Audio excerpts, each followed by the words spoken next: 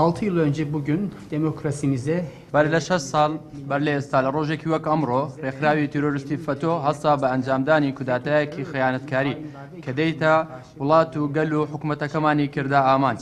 ئێمە لێرەدا کۆبوونێتەوە بۆ ئەوەی یادی ئەو شەهید و بریندارانە بکەینەوە کە بۆ ڕوبەڕووبوونیان ڕۆ شەهادەت ملی ڕێگەیان گرتە بەر بە گوێرەی ئەو پلانەی کە لەلایەن ئەو ڕێکخراوە تیرۆریستیەدا ڕێژرا بوو لە ڕێگای ئەو ئەندامانیان کە خۆیان خزان بووە ناو هێزە چەکدارەکانی تورکیا هەڵسان بە ئەنجامدانی کودەتا شکست خواردوەکەی 15 تەمووس کە تاوەکو ئەمڕۆ لە تورکیا بە خوێناویترین هێرشی تیرۆریستی دادەندرێت کە بە تانکەکان بەسەر خەڵک کەوتن و لە ڕێگەی فڕۆکە و هەلیکۆپتەرەکانەوە تەقەیان بەسەر خەڵکدا کرد کە لەم شەوەدا 251 هاوڵاتیمان شەهید بوون و وە زیاتر لە 2000 هاوڵاتیشمان بریندار بوون.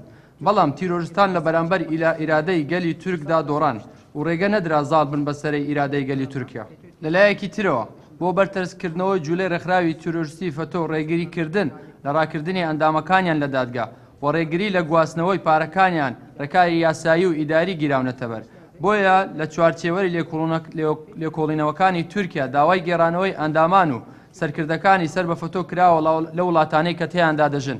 هەوڵەکانمان بەبێ پچران بەردەوامە بە ئاراستەی داخستنی قوتابخانەکانی سەر بە فتۆ و پاکردنەوەیان لە ئەندامانی ئەو ڕێکخراوە و کار دەکەین بۆ ئەوەی بخرێنە سەر قوتابخانەی سەر بە دەستگای معارفی قوتابخانەکانی سەر بە دەستگای معارفی تورکی. Vakfı'na devredilmesine yönelik girişimlerimiz aralıksız devam etmektedir.